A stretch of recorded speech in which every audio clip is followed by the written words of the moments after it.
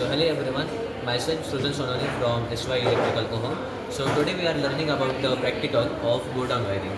So here's the circuit diagram at which the phase wire is connected to the single pole switch, then the wire is continued to the two-way switch 1 and then the two-way switch 2, and the wire is further connected to the lamp 1, 2 and 3 respectively, and then a neutral wire.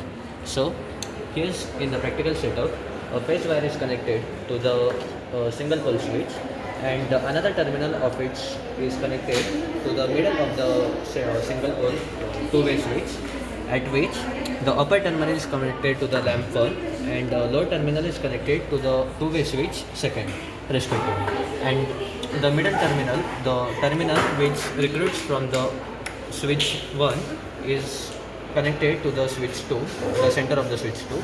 The upper terminal is connected to the lamp 3 or lamp 2, and the lower terminal is connected to the lamp 3 respectively. So here we on the supply, demonstrate the supply.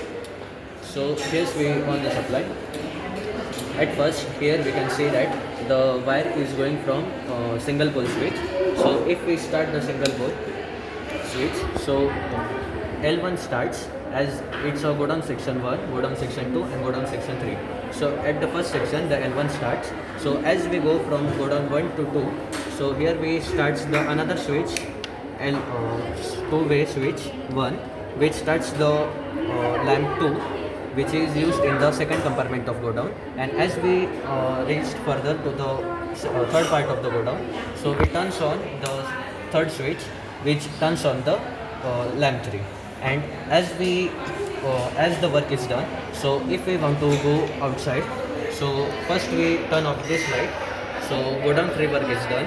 So after the completion of go down 2 work, we turn off this light, and after that the main switch is closed.